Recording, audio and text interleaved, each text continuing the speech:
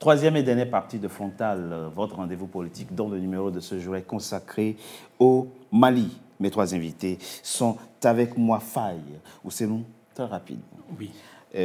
Vous nous expliquiez que Kidal, la ville symbole d'ailleurs de la libération de votre pays, le Mali, n'a jamais été occupée. Le journaliste que je suis, ça me trouble un peu. Je vais vous dire pourquoi. Beaucoup d'Africains sont morts à Kidal.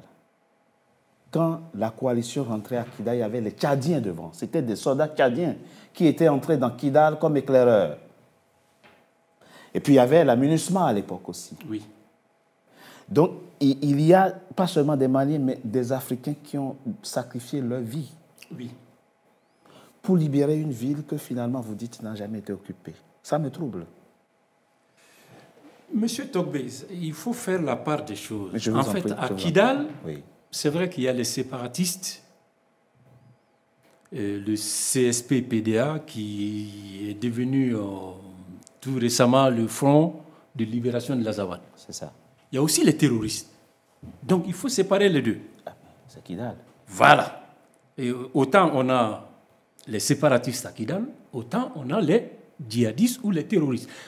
D'ailleurs, même, ça fait trois éléments. Parce qu'il y a les djihadistes, il y a les terroristes et il y a les séparatistes.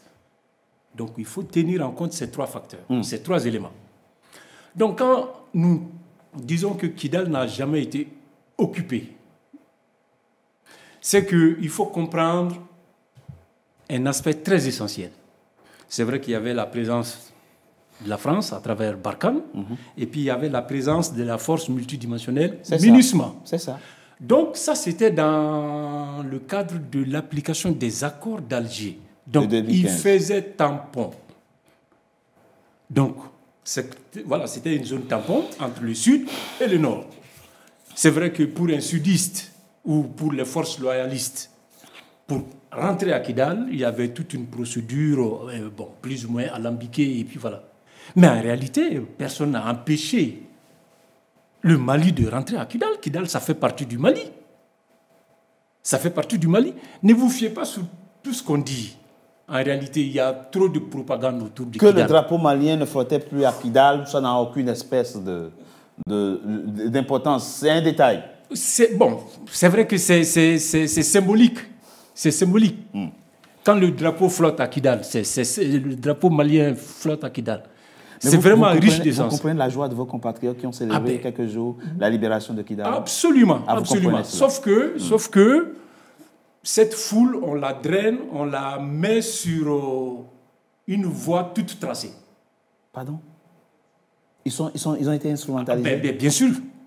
Mais bien sûr. C'est pas de dire ça de vos compatriotes. Quand on va faire sortir des élèves du primaire ou du collège, on leur dit, voilà, sortez pour manifester ou pour célébrer la libération. Je connais. Laissez-moi finir, monsieur Togbé. Quand on fait sortir des élèves du primaire en leur disant, allez manifester votre joie par rapport à l'an 1 de la libération de Kidal, c'est une très bonne chose. Mais au même moment, on leur donne des banderoles pour demander la démission de Choguel. Et c'est contradictoire. C'est quoi le but finalement? Demander la libération, fêter la libération de Kidal. Les gens qu'on a vus là au Centre international de commerce, c'était des élèves du primaire. Bien sûr, même à l'intérieur du Mali. Vous n'êtes pas dans la politique politicienne là? Non, mais non. C'était des élèves du primaire, d'accord, très bien. Okay. On a vu les images. Moi, je n'ai pas vu d'élèves. On a vu les images. Vous avez vu des élèves absolument. De primaire. Je peux vous donner même le nom d'une ville précisément, à Kita, ou même à Kaï. D'accord, très bien. Écoutez, ce que je sais du peuple malien, c'est que quand le Malien veut manifester une opinion, il n'attend pas qu'on le lui dise, il descend. Je me souviens avoir fait plusieurs émissions sur votre pays et je me souviens que Mahmoud Dicko, quand il organisait une fronde contre Ibeka, il y avait 2 millions de Maliens d'Abamako, vous étiez là. Mais passons, Ismaël Sako, les défis de votre pays. Vous avez dit beaucoup de choses, comme vous avez évoqué beaucoup de difficultés. des prisonniers politiques, dites-vous, vous dites, il y a des responsables politiques qui sont en prison dans beaucoup, dites-vous, qui sont en prison dans votre pays, le Mali, la presse, vous avez évoqué le cas de ce média, effectivement, qui fait l'objet d'une fermeture. D'un retrait de sa licence. Et puis, il y a vous qui vous considérez aujourd'hui comme étant en exil, même si j'estime que vous avez peut-être la possibilité d'aller librement dans votre pays. Comment on fait face à tout ça? Mais la question structurelle qui se pose, d'abord, vous-même, vous avez évoqué les difficultés à stabiliser, à sécuriser votre pays. Donc, le pays est en guerre, dit le professeur. On est tous d'accord que le pays est en guerre. Mais est-ce que dans le même temps, on est d'accord que quand un pays est en guerre, on ne vit pas comme si c'était un pays en paix et que ça suppose, je n'en sais rien, hein, mais que ça suppose des restrictions. Est-ce que c'est une idée à laquelle on peut déjà adhérer à la base? Ou bien je vous pose la question. Merci encore pour la question oui. Que vous venez de poser. Pour dire, déjà, je vais réagir sur les milliers de Maliens qui ont célébré, selon vous, la libération de Kidal. Oui.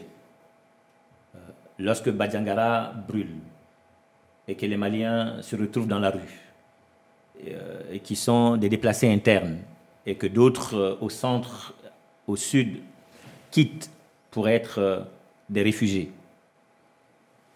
et que, parce qu'un Premier ministre doit démissionner, que la junte, qui n'a pas eu la caution de leur guide spirituel, le shérif de Nioro, pour débarquer Choguel, maquille le limogeage de Choguel en mettant de l'argent à disposition pour que des leaders qui sont dans une situation économique dangereuse, précaire, mobilisent et font sortir, j'assume ce que je dis, et font sortir quelques Maliens dans certaines villes.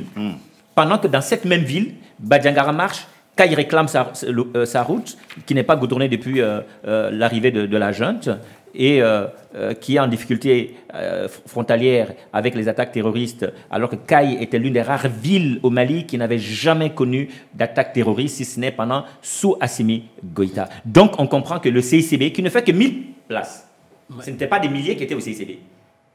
Tout le CICB te fait 1000 places. Oui, ben, dehors, donc, dehors, il n'y avait pas de gens au CICB, c'était 1000 places. Dans d'autres villes, ils ont mobilisé des gens. Mais encore une fois de plus, c'était pour obtenir le limogeage de Choguel. En contrepartie, on parle de libération de Kidal. Normalement, si la libération de Kidal était une fête nationale, est une volonté populaire, la place d'indépendance, qui a toujours connu une mobilisation effervescente, aurait dû accueillir des Maliens. Mais que non, les gens ne sont pas sortis. Expliquez. Les gens ne sont pas sortis à la place d'indépendance. Pourquoi le président Assimi Goïta avait besoin que des Maliens manifestent avant de le limoger? C'est ça le paradoxe.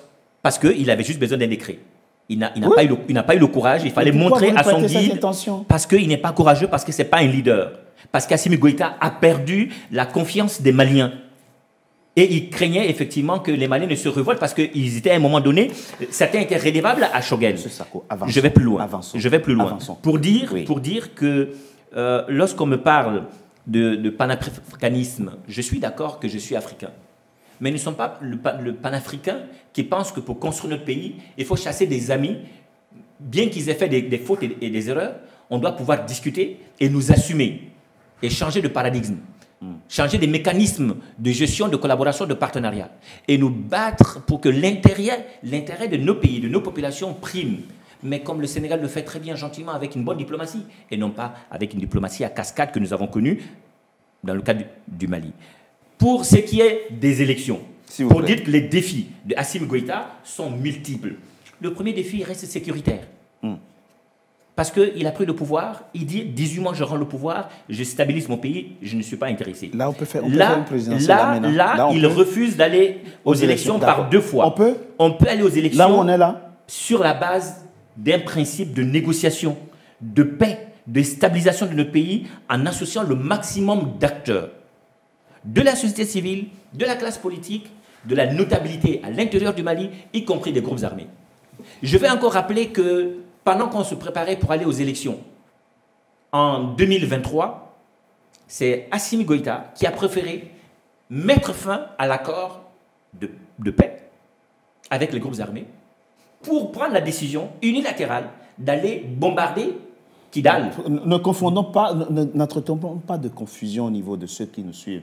Il y a groupes armés, il y a les groupes armés, effectivement. Je parle de groupes armés. Il y a les terroristes. Non, je parle de groupes armés du Nord. Je parle du CSP. Il y avait un accord de paix. Quand je parle d'accord de paix, je parle du CSP. Mais les terroristes qui attaquent les villes que vous citez. Non, les terroristes qui attaquent les villes que je cite, qui ne sont pas les groupes armés, on doit pouvoir discuter parce que ce n'est pas moi qui le dis. Avec eux? Ce sont les assises dites de la refondation que Assimi Goïta a imposées aux Maliens, qui a mobilisé certains Maliens qui sont venus, qui ont dit à Assimi Goïta: si on veut aller aux élections, si on veut la paix dans notre pays, nous te demandons d'aller discuter avec des terroristes maliens. Ils ont même dit Yada Gali est malien, Amadou Koufa est malien. C'est pas moi qui le dis, ce sont les assises nationales de la refondation. Deuxième élément, le pacte pour la paix. Ils ont fait récemment un forum pour la paix, il y a quelques mois, à Bamako, dirigé par l'ancien Premier ministre Youssouphi Maïga.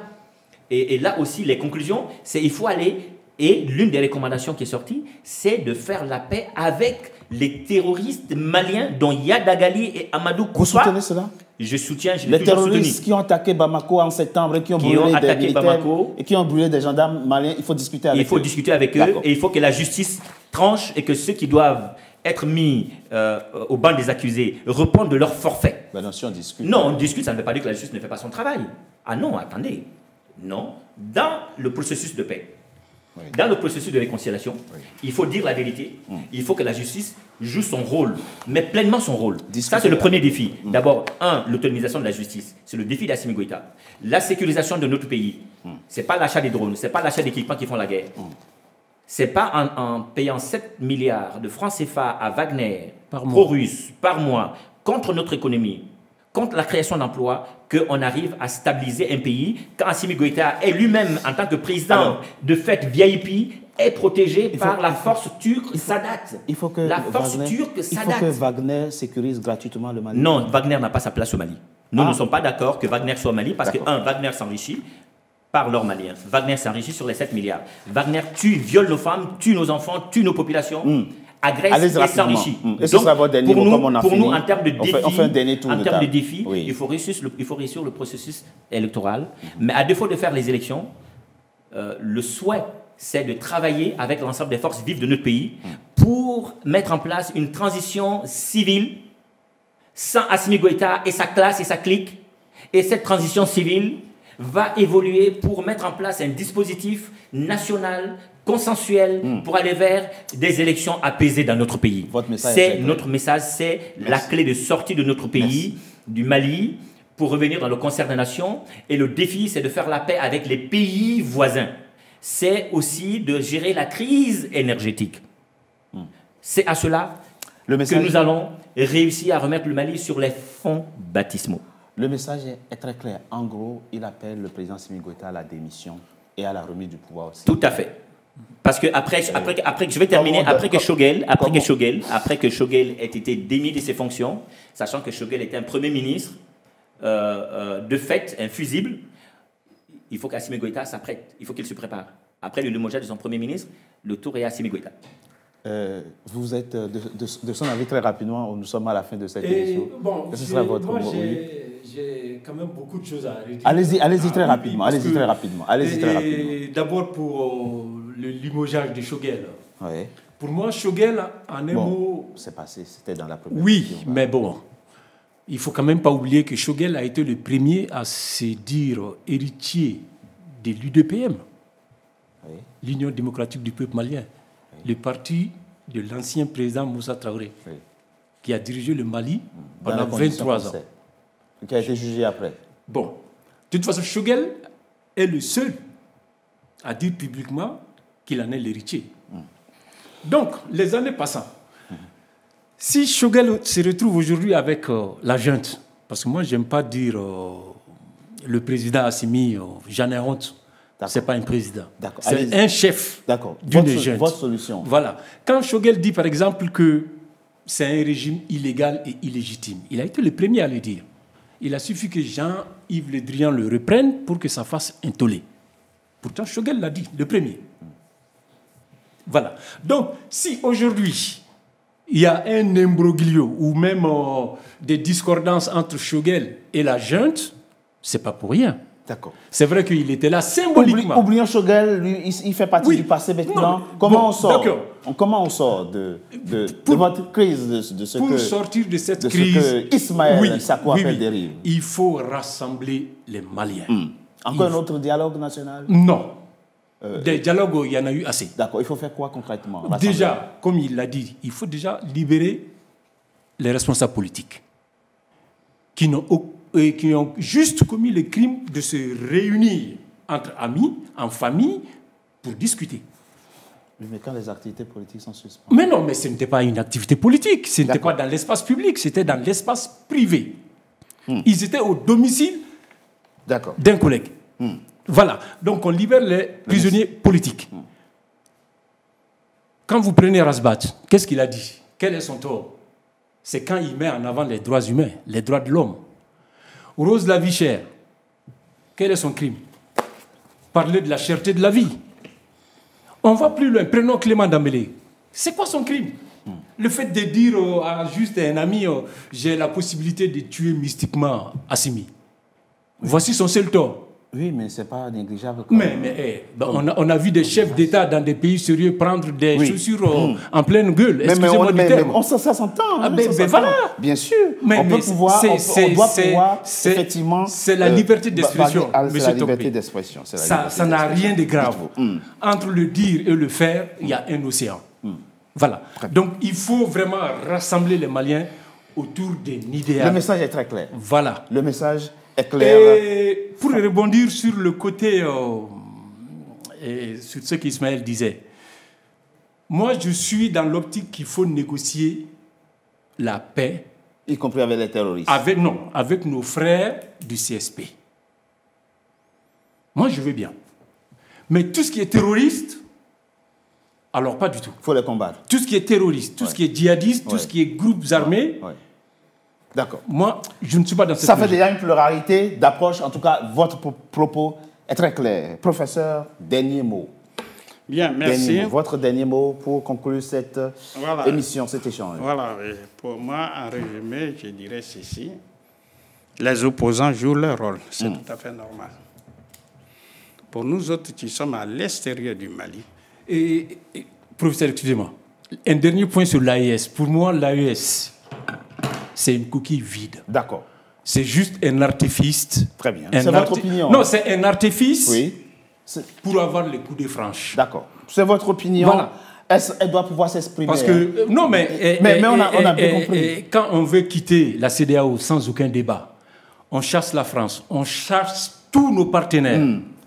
Et on veut se cacher derrière une soi-disant alliance qui n'a d'autre but d'ailleurs que des raisons très bien, mais on a compris, c'est une coquille vide, des raisons de défense, voilà. C'est votre opinion. Donc, ici, toutes les pour opinions moi, doivent pouvoir c'est uniquement pour avoir les coups de franche. Merci. C'est dans l'optique de confiscation du pouvoir.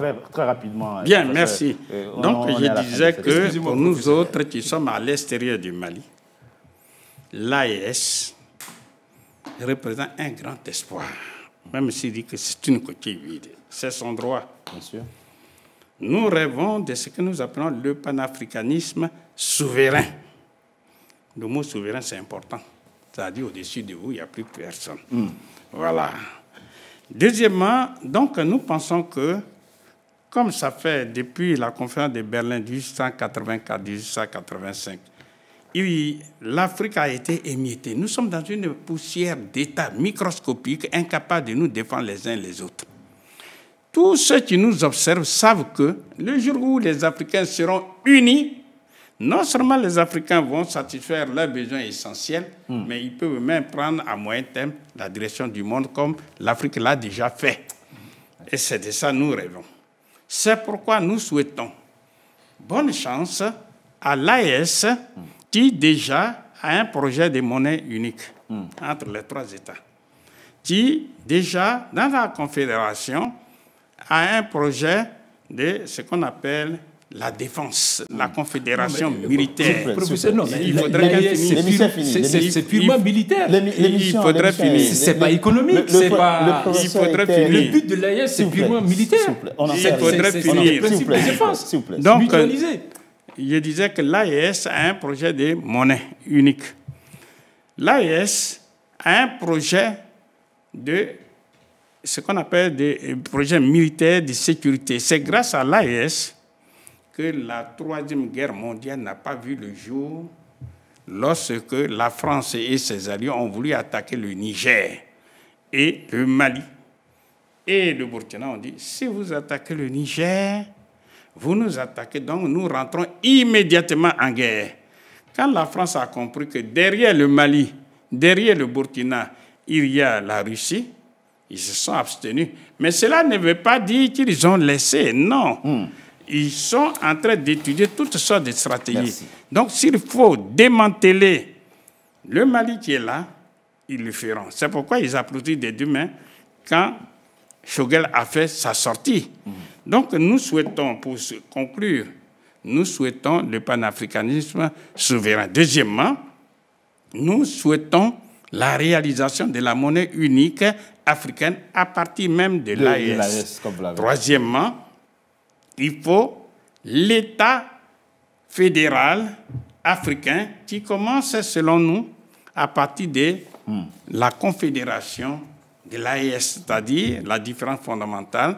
Dans la fédération, la souveraineté appartient à l'État fédéral. Merci. Dans la confédération, chaque pays membre garde sa souveraineté. Donc ici, dans la confédération militaire, il suffit, ça veut dire c'est la mise en commun des efforts, des moyens militaires. Un pays comme la RDC rentre demain dans l'AES sur le plan militaire, mais la guerre va prendre fin. À l'Est. Même chose pour le Tchad. Si le Tchad rentre demain dans l'AES, sur le plan militaire toujours, mais le Tchad sera en sécurité. Même chose pour le Sénégal, et ainsi de suite. Merci. Donc l'AES représente pour nous... Non. Merci, professeur. Et enfin, la troisième solution, c'est ce que nous appelons l'État fédéral africain. C'est-à-dire, à partir de la confédération, on va aboutir à l'État fédéral. À la fédération. Et nous allons faire la débernisation, c'est-à-dire sortir. Merci, professeur. Merci pour la conférence de Berlin. Juste une minute. Non, on n'a pas une minute. On n'a pas une minute. Quand l'aîné a déjà parlé, on est africain. Non, je sais, mais juste à titre de complément. Pour que l'AES soit vraiment une option, M. Tokbe, il faut que nous ayons des véritables armées. Merci. Et aujourd'hui, nous n'en avons pas. Pourquoi? Merci. Parce que quand un colonel donne des ordres à un général, quand un capitaine donne des ordres à un colonel... Votre mot complémentaire est entendu. On n'a pas une armée. Il faut une armée. Merci, merci. Faye Fousseni, vous êtes un militant de l'opposition. Oui, c'est normal. Malienne, vous êtes... Moi, je ne vous appellerai pas Premier ministre, je suis légaliste, je respecte les institutions. Je dis toutefois que vous êtes le Premier ministre d'un gouvernement que vous avez formé en France, gouvernement parallèle, dit gouvernement en exil. En tout cas, merci d'avoir participé à cet échange. Ismaël Sako, virulent opposant au président Assimi Goïta, vous êtes le président du Parti social-démocrate africain du Mali. Merci Ismaël Sako d'avoir participé à cet échange. Merci à vous également, professeur Nicolas Agbo, économiste. Vous êtes professeur des universités et vous soutenez beaucoup les actions de l'AES. Merci, professeur. Voilà, c'est la fin. Merci, mesdames et messieurs, de notre émission, dont le numéro de ce jour a été consacré au Mali. Merci d'avoir été nombreux à notre compagnie. À très bientôt pour un nouveau numéro de Frontal. Et pour suivre cette émission, allez sur www.nca-tv.com. Et surtout, abonnez-vous massivement. À très bientôt. Merci à vous. Merci.